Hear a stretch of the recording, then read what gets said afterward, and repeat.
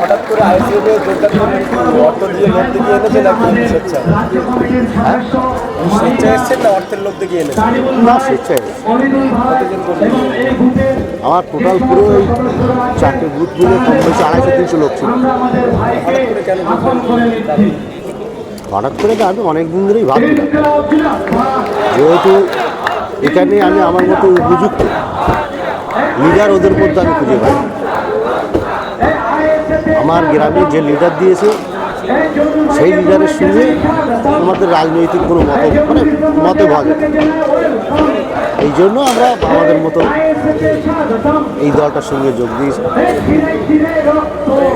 দলের নেতার বিরুদ্ধেই হ্যাঁ, আমার লোকাল নেতার বিরুদ্ধে।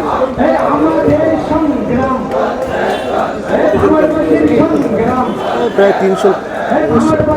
পার্টি কি দায়িত্ব ছিলেন?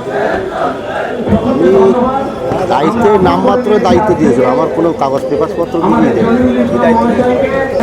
মাইনরিটি সেলের অঞ্চল সব চালতে গেল। আপনি তো এই টোটাল ভাবটা একেবারে হাতে কবজায় ছিল, কেমন ওই একটা সাধারণ বাগান ছেড়ে ছাড়াও ওই বলছি না, আমার মনোমতো লিডার নেই, মনোমতো লিডার পাই